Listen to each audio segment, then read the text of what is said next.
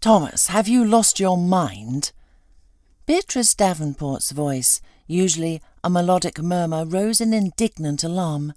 Slender and poised, with the proud carriage, and her silver hair meticulously gathered in a neat chignon, she paced the mahogany-panelled study like a caged lioness.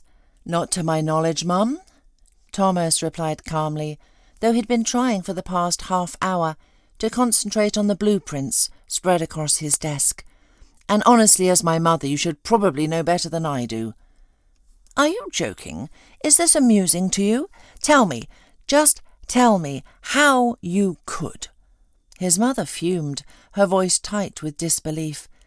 "How could you bring people like that into our home, into the very house where your child lives?" "What kind of people?" Thomas inquired, though he knew perfectly well what she meant. "Unsavoury and dangerous individuals," Beatrice declared, pressing her thin lips into a firm line and regarding her son with a displeased stare. He remembered as a boy how one of his mother's stern glances could instantly make him confess to any misdeed, but he wasn't a boy any more. Thomas, weary of reading the same line of a land development contract for the 10th time, sighed resignedly and set his documents aside. "Mum, first of all, it'll just be one person who you perceive as unsavoury. You're talking as if I've invited the entire local biker gang," he reasoned gently. "Secondly, Isabel insists she was wrongly accused, and to be honest, I'm inclined to believe her." His mother threw her hands up, her elegantly arched eyebrows climbing her forehead as if trying to make an escape. "Oh, of course you believe her. You, just like your father, are always trying to help every lost soul and underdog. Your dad once brought home a man who'd been living on the streets, cleaned him up, and then actually helped him reconnect with his family. A noble endeavour, certainly, but why did it always have to happen in my house? And I never realised such tendencies were genetic," she grumbled. "But you know what? If you talk to anyone in prison, they'll all tell you they're innocent. Every single one of them, pure as lambs, innocent." "Thirdly," Thomas persisted, calmly presenting his arguments as if he hadn't heard her impassioned tirade. "Samuel, a trusted friend, vouched for Isabel." "Yes, I know. Samuel," his mother huffed. "He's always getting himself into scrapes, and now he's pulling you into them too."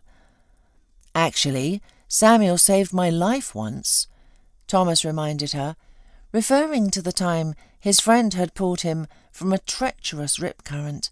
"And anyway, I think Dad was right. It's important to help people and offer second chances. Besides, I didn't just hire her on the spot. We talked. Isabel seemed a cultured, kind and gentle person. Mum, in fact, I think you two might even get along." "Ha!" Beatrice exhaled sharply, her cheeks flushing a feverish red. Her terse, cutting "ha" encompassed everything from "over my dead body" to "go jump in a lake, son." Then, fixing her son with a disapproving gaze, she declared, "I do not agree with your decision. Mark my words. It'll be lucky if she only steals from us in the night and vanishes. What if she doesn't stop there? Your son lives here, Thomas. You are putting us all at risk." Having delivered her final damning words, Beatrice swept out of the spacious mahogany-furnished study. The door closed behind her with a soft, decisive click. Beatrice, though impulsive and emotional, never stooped to petty domestic drama. She wouldn't smash dishes, hurl phones or vases, or slam doors hard enough to crack plaster. Beatrice had once famously said that the objects around her were hardly to blame for human foolishness. She remained true to her convictions, allowing herself only the luxury of forceful declarations. Thomas Davenport, it must be said, inherited his temperament not from his mother but from his father. William, who was sadly no longer with them, had been the quintessential calm and steady presence. He cherished peace and quiet solitude. William and Beatrice had been two opposing forces that somehow complemented each other. They loved each other fiercely and genuinely. William's love was quiet and tender, gentle and unassuming. Beatrice loved her husband loudly and brightly. Perhaps that's why, after becoming a widow, she never even considered the idea of new relationships, despite being a striking woman. Beatrice maintained that her grandson and son were enough for her. Thomas, however, could never be called indifferent to life. He was simply calm, composed. He meticulously weighed all his decisions, always listening to the voice of common sense, until recently. This time, however, something had gone awry.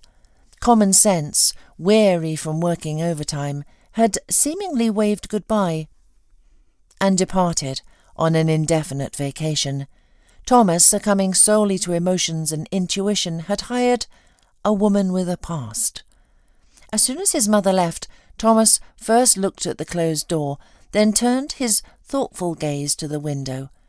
Beyond it, the garden sprawled, bursting with the lush vibrancy of summer, the emerald hues of leaves and grass, the boundless blue of the sky dappled with streaks of feathery clouds, the soft pastel shades of the hydrangeas. Thomas hadn't walked in the garden for a long time. There simply hadn't been enough hours in the day. He unconsciously recalled a scene that had unfolded in this very study. A hesitant knock sounded at the door, and then a woman entered. Thomas, seeing her face, felt a flicker of surprise. He had to admit he'd been a victim of stereotypes about how former convicts ought to look. But here, before him, stood a beautiful, refined woman. "Isabel?" he clarified, just to be sure. She nodded, a gentle smile gracing her lips. "Yes, that's right. Samuel said you were expecting me." Thomas nodded, a subtle gesture towards the plush leather armchair.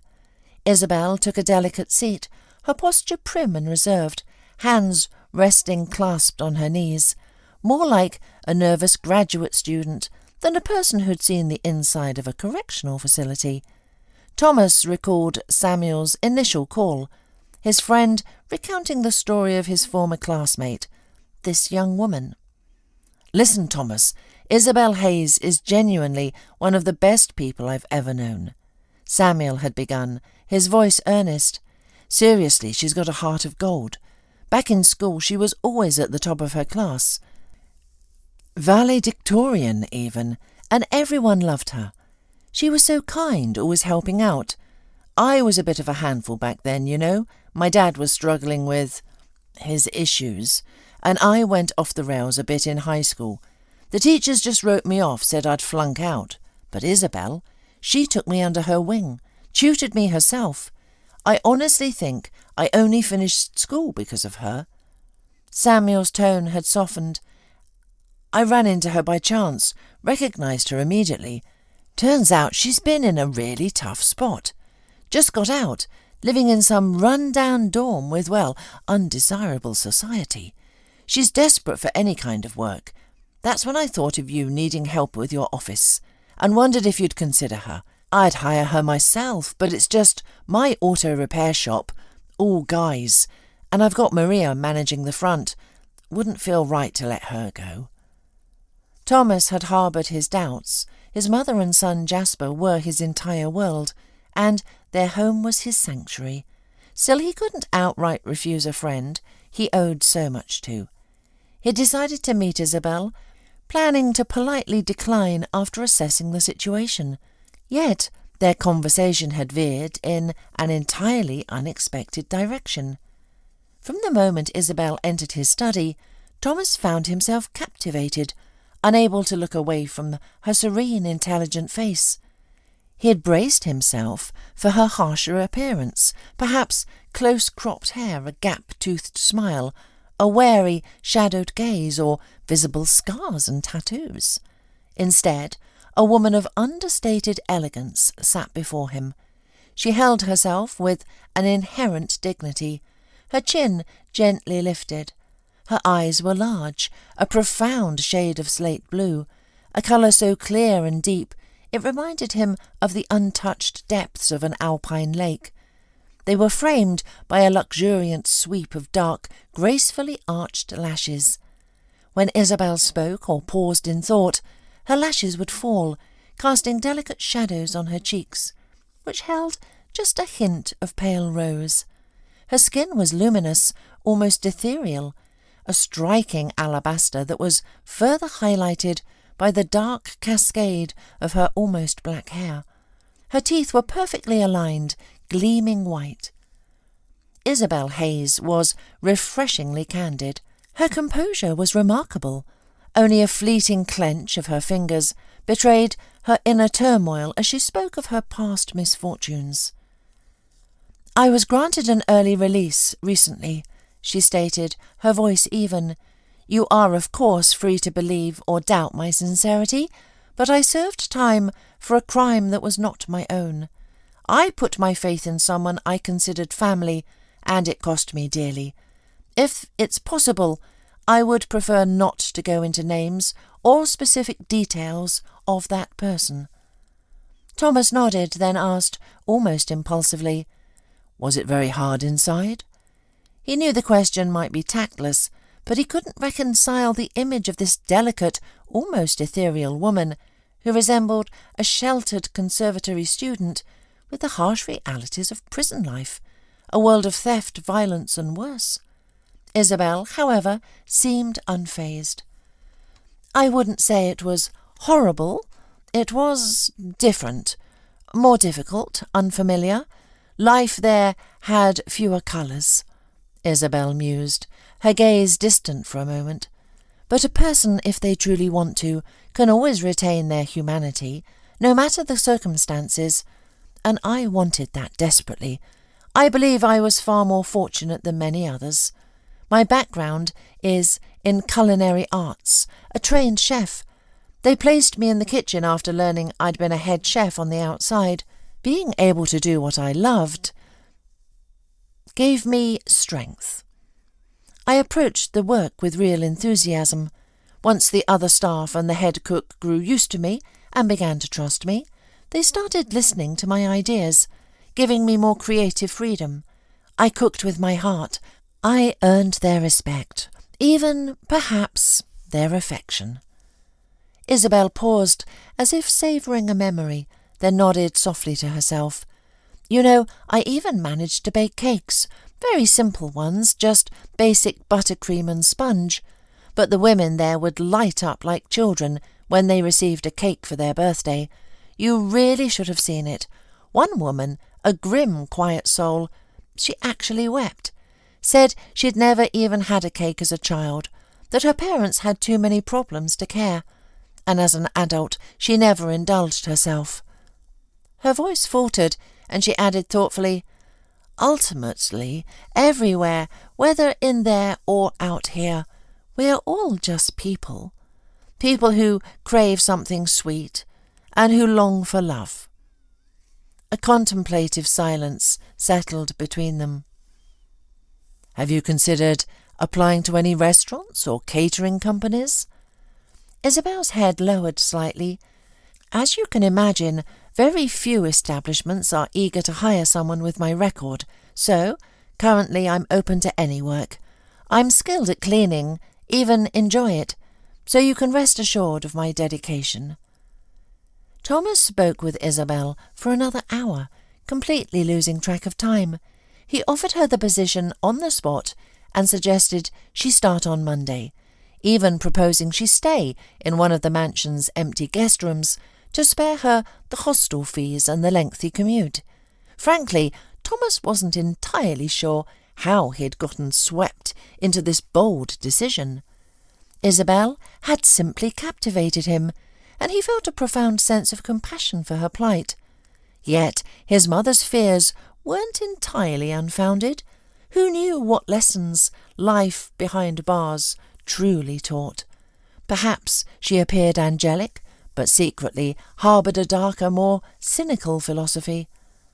Samuel called back, profusely grateful, swearing that Thomas wouldn't come to regret his decision. Thomas sincerely hoped his friend was right. Monday dawned bright. Isabel Hayes arrived at the mansion's imposing front door precisely at noon, just as they had arranged. Beatrice Davenport, having whisked her grandson Jasper away earlier that morning, had made it clear she wished to avoid any encounter with the new household member. Thomas Davenport greeted Isabel personally, outlining her initial tasks, then led her to the expansive laundry room, where mops, cloths, buckets, and an array of cleaning solutions stood neatly arrayed. Isabel approached her duties with such meticulous dedication that, within her first week, the grand home shone with an almost ethereal sparkle. It seemed as though a tireless, unseen force had swept through the estate, leaving every surface polished and every corner immaculate. Thomas often found himself absorbed in his work, sometimes travelling out of town, so he rarely encountered his new assistant. At times he mused that Isabel must work under the cloak of night. She was as elusive as a whisper, rarely spotted, yet her presence was evident in every gleaming room and buffed floor. Even Beatrice, despite her initial strong objections to Thomas's hiring decision, had begun to concede the palpable difference. She no longer felt compelled to flee the house each day. One Sunday, a month after Isabel began, Thomas decided to use his precious day off to check in with her, curious about how she was settling into her new routine. He searched the stately rooms, but Isabel was nowhere to be found. Only by glancing out a sun-drenched window did he, with a faint stir of surprise, spot her dark head of hair among the riot of summer blooms. Thomas descended into the vibrant garden. Isabel, her hands shielded by sturdy gardening gloves and armed with a small hand trowel, was expertly tackling the persistent weeds. She had neatly tucked her dark hair beneath a colourful scarf. "Isabel, good morning. I don't recall hiring you as a gardener," Thomas remarked, a gentle smile playing on his lips. "And isn't today your day off?" Isabel looked up, fine droplets of perspiration glinting on her high forehead from the intense July heat. She stood promptly, peeling off her dirt-smudged gloves. "No, you certainly didn't.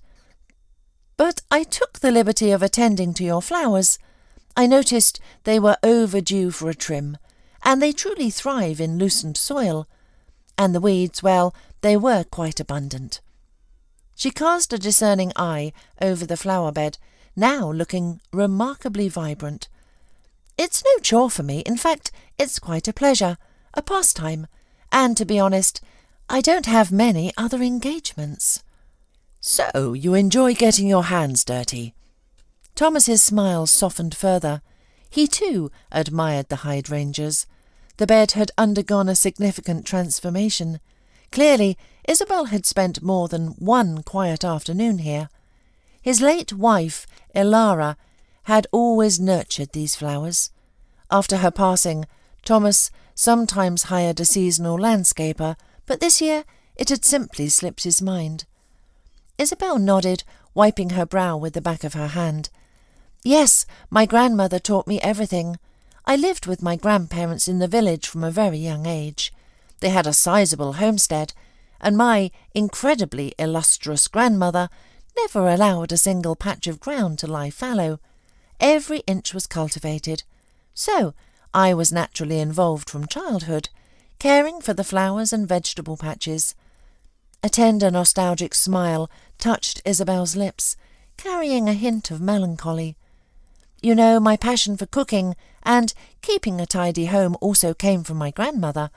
I sometimes used to wonder if she ever truly slept.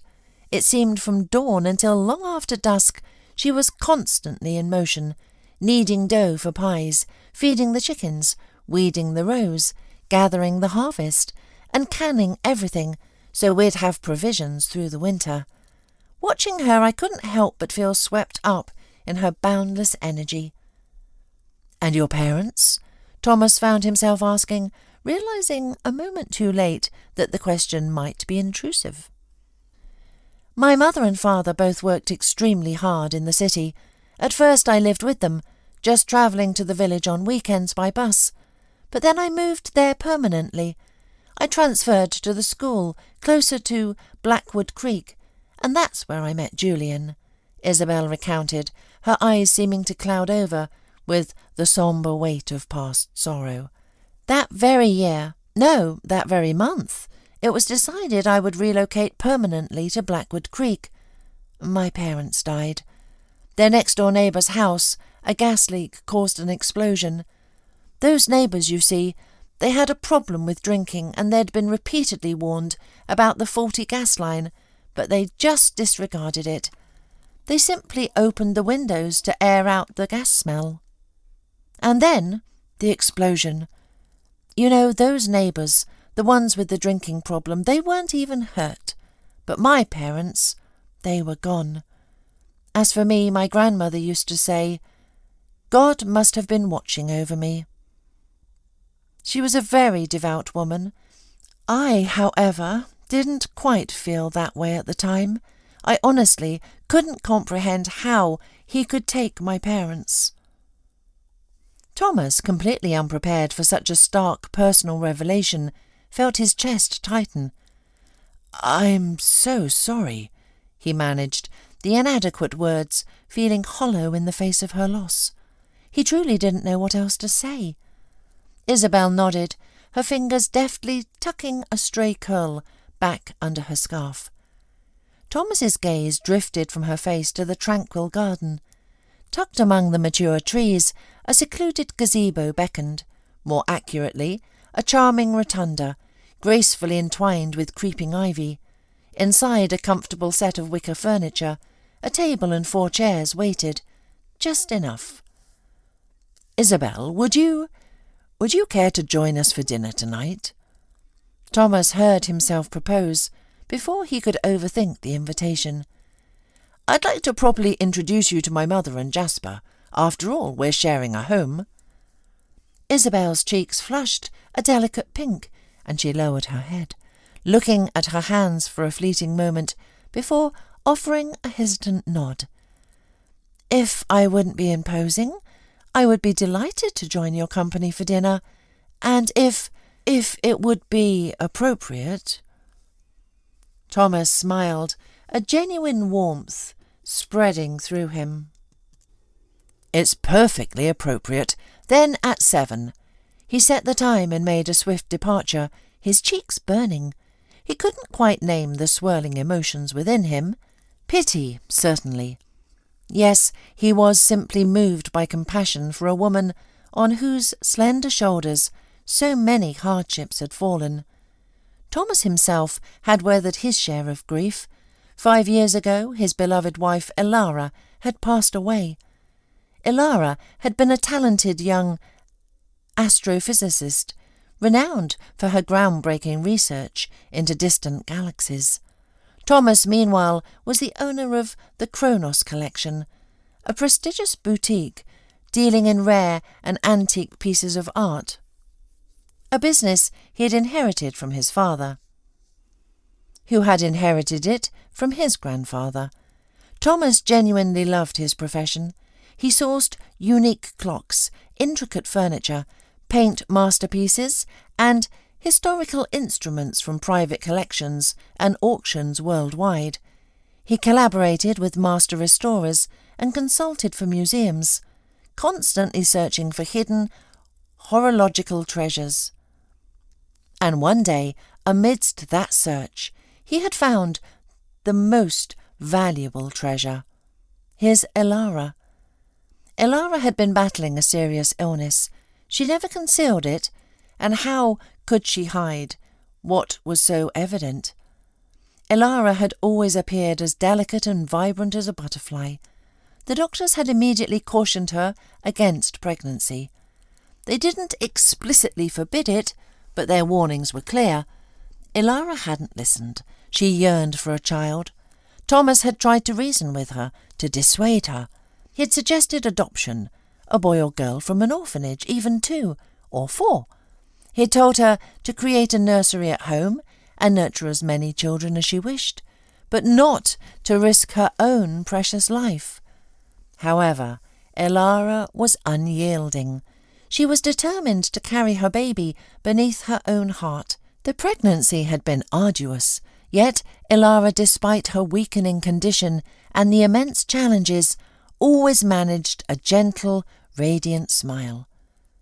Thomas often found himself gazing from his study window, watching Elara stroll through the garden or sway gently on the swing he had installed for her. She'd cradle her burgeoning stomach, murmuring secrets to their unborn child. One afternoon he inadvertently overheard his wife, then 7 months pregnant, her voice soft with a loving smile. "Mama loves you more than anything in this world, little one," she had whispered to the boy who was yet to arrive. "And Papa will adore you, Jasper. He's a wonderful man. You are truly lucky." Then came the birth, and Elara was gone. Only Jasper remained. Thomas remembered little of that first year after his wife's passing. His mother, Beatrice, became his anchor. She moved into their home, dedicating herself to the care of her tiny grandson, unwilling to entrust him to strangers. Thomas, meanwhile, plunged headfirst into his work at the Kronos Collection. If he wasn't immersed in the intricate world of art, his mind would inevitably drift to his loss, dragging him into a whirlpool of despair. He avoided his son. He simply couldn't bring himself to look at him. Thomas didn't want to blame the child for taking his wife from him. Rationally, he knew Jasper was blameless, that he had had no choice in the matter. But his heart ached, and while Thomas had loved Elara with every fibre of his being, he barely knew this little boy. As though an unseen hand, perhaps even Elara's, had flipped a switch, flooding Thomas's world with light. That day he had returned home from a business trip to Geneva, a treasure trove for rare clock enthusiasts. He had closed a significant deal but hadn't slept a wink, not even on the flight back.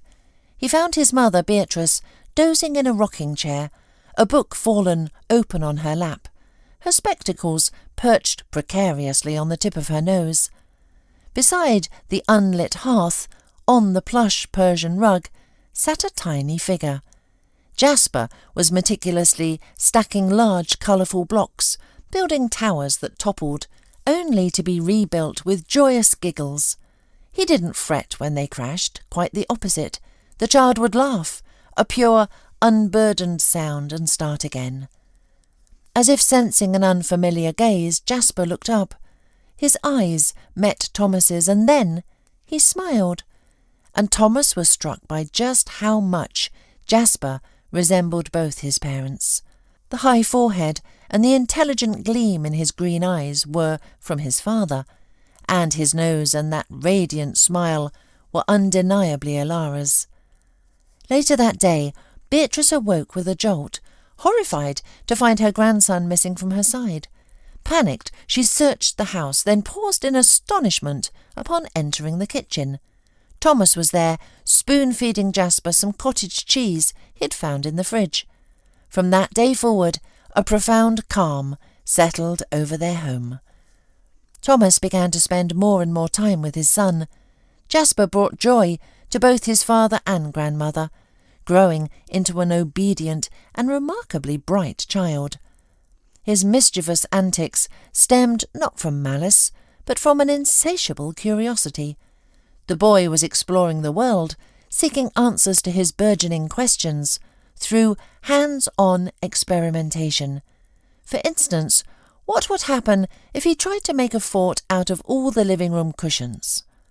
What if he attempted to wash the cat in the bathtub with bubble bath? Could the grand piano make different sounds if he filled it with water? Also, Thomas once found a rare, priceless antique pocket watch, a recent acquisition for the Kronos collection, carefully placed inside a bird's nest Jasper had found in the garden, apparently as a present for the baby birds. Another time, Jasper, when he was about 3, had painstakingly redecorated a pristine white wall in the formal dining room with an entire box of permanent markers, creating what he proudly called his star map. Beatrice had nearly fainted, but Thomas had simply laughed, remarking that the child's boundless creativity must come from his mother, and he even mused about framing that section of the wall for his personal collection. In short, Jasper's curiosity knew no bounds. Alas, that very Sunday evening, which began pleasantly enough in the shade of the ivy-clad rotunda, over a delicious dinner, might have been the curious child's last. The meal was strained. Beatrice, though seated at the table with the woman she viewed as an unwelcome intruder, maintained a stiff, formal demeanour. Thomas, like a donkey pulling a heavy cart, bore the entire burden of conversation. Yet, towards the end of the meal, Isabel's unexpected stories and insightful comments gradually, almost imperceptibly, drew Beatrice in. As he finished his dessert, Thomas struggled to suppress a smile, noticing how thoroughly Isabel had captivated his mother. Isabel and Beatrice became so engrossed in conversation they barely touched their own pastries. Jasper had already devoured his portion and was squirming in his chair. Thomas's phone buzzed. Excusing himself, he rose from the table and stepped away for a moment. And then chaos erupted. Thomas heard the sickening crash of breaking dishes, followed by his mother's frantic, escalating screams. He initially thought they had finally had a real argument. Dropping the call, he sprinted back, heart-pounding, only to be met with a terrifying sight. Jasper lay on the floor, convulsing, his face rapidly turning blue, clearly choking on something. The child's desperate attempts to breathe were proving futile.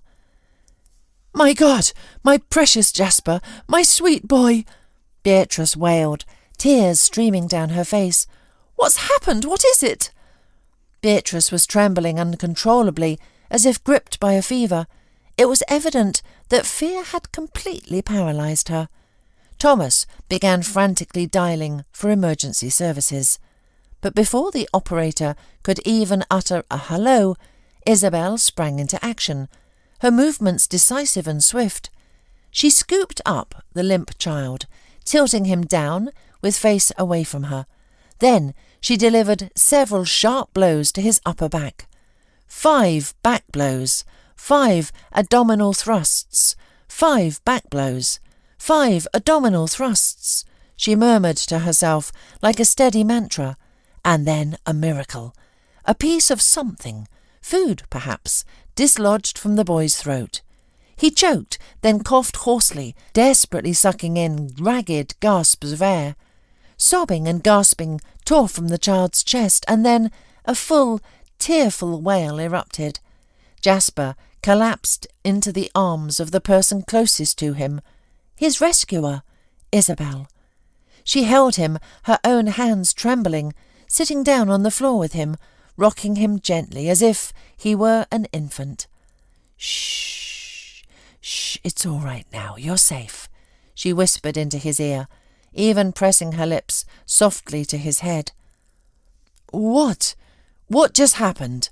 Thomas mumbled, stunned. His feet felt rooted to the ground, his body turned to stone. The horrifying realization that he had almost lost his son was slowly sinking in. The operator was still demanding an answer, but Thomas, muttering into the phone that nothing was needed, hung up. "He was choking," Isabel explained softly, her voice still a little shaky.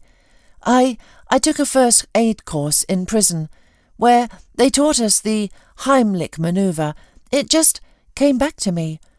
A weak, awkward smile touched her lips. "I never thought I'd be grateful for having been in prison." At that, Beatrice too finally crumpled, sinking to her knees beside Isabel and her grandson. Beatrice immediately enveloped both Isabel and Jasper in a fierce embrace, pulling them close. "Jasper, my brave boy, I was so terrified," she choked out, then turned to Isabel, tears still wet on her cheeks. her voice thick with fervent gratitude. Thank you so much. I don't know how I can ever repay you. How fortunate that you were here." Thomas watched the scene unfold, a profound wave of agreement washing over him. He had made the right decision, after all. His conviction was solidified 2 weeks later. Thomas had planned a grand charitable dinner in the garden, inviting influential clients and prominent collectors. The idea was to showcase some newly acquired antique pieces from the Kronos collection, with a portion of the proceeds from any sales dedicated to a children's literacy fund. However, on the very morning guests were set to arrive, Thomas received shocking news. The acclaimed chef he had hired wouldn't be coming. A sudden contagious illness had struck, reported only hours before the event.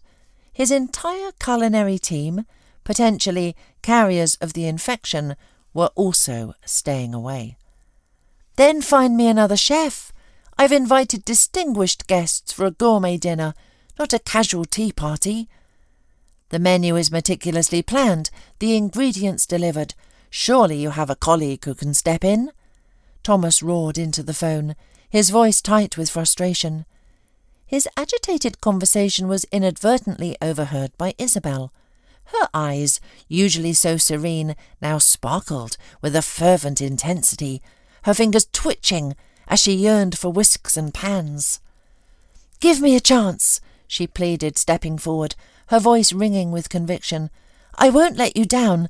I can manage this." Thomas, taken aback by her impassioned plea, rubbed a hand across his face. "Isabel, listen, I find you remarkably competent, but this dinner, it's crucial for my reputation. I'm presenting myself, my hospitality to these collectors, many of whom I've never met before. First impressions are everything." "I can manage," Isabel reiterated, her hand pressed against her chest, her conviction unwavering. Time was ticking, with guests arriving in just a few hours. Finding a replacement chef, let alone getting them to his estate outside the city on such short notice, would be an impossible feat. With a heavy sigh, Thomas conceded. "All right," he nodded, the word feeling surprisingly heavy. "But that unreliable chef didn't even send his team. Can you truly handle an entire dinner service alone?" "She won't be alone," Beatrice declared, appearing suddenly at the threshold of the kitchen. "I'll assist her." "Mother, your pancakes often burn out," Thomas reminded her, a hint of alarm in his voice. "So what?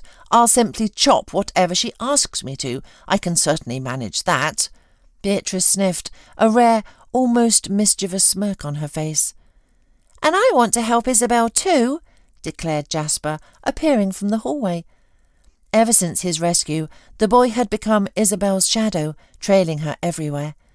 Thomas had noticed Isabel often spent her free time playing with him, strolling with him through the garden, pushing him on the swings, and talking to him. "What am I going to do with all of you?" Thomas sighed, throwing up his hands in a mock surrender, then looked at Isabel, rolling up her sleeves. "All right then, give the orders. I'll help too." Under Isabel's calm direction, the unlikely team worked with surprising precision. The appetizers were exquisite, the main courses truly magnificent, and the presentation was nothing short of restaurant quality. Later, the hired waiters and event staff arrived, quickly setting up the dining area in the garden. Thomas, seated at the head of the elegant outdoor table, positively beamed. He savoured every conversation and every single bite. Perhaps the dishes tasted so extraordinary because he, too, had played a small part in their creation. Who could say? But a genuine smile remained fixed on his face as he recalled the unexpected joy of his family working together. He remembered Isabel's playful banter and constant encouragement, even as she maintained an unwavering pace, and Jasper's earnest attempts to be useful. "You seem to be in excellent spirits today, Thomas," observed Mr. Harrison, an elderly collector who was not only an art enthusiast, but also a dear friend of Thomas's late father. "I don't recall ever seeing you this happy." "You know, I agree," Thomas nodded. "Good weather, wonderful food, excellent company, and the good deeds we're accomplishing tonight, they all contribute." The seasoned collector nodded, greedily reaching for his fifth canapé. "I haven't eaten this well in ages, and you know, I'm quite the gourmand." "Mr. Gomez, tell me, does your restaurant even offer dishes like this?" Mr. Harrison turned to his neighbour. Ramon Gomez was a relatively new face in their exclusive circles. Rumours swirled about him that he'd clawed his way up from humble beginnings and was desperate to ascend into high society. It was whispered that this charming man, the owner of a popular modern restaurant, was even seeking a wealthy bride. Thomas had been subtly informed that Ramon had set his sights on Mr. Harrison's daughter, hence his excessive fawning. Thomas, however, disliked gossip, preferring to form his own judgments. "Our establishment serves entirely different fare, of course. No offence to our host, naturally, but this isn't exactly restaurant level," Ramon said, with a patronising wink at Thomas. Thomas forced a tight smile, realising perhaps that some of the rumours might hold truth. Ramon continued, "I'm curious. Who was your chef tonight? Do I know them?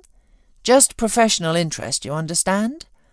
As a matter of fact, tonight's dinner wasn't prepared by a professional restaurant chef, so yes, we are quite far from your level," Thomas said politely, raising his glass.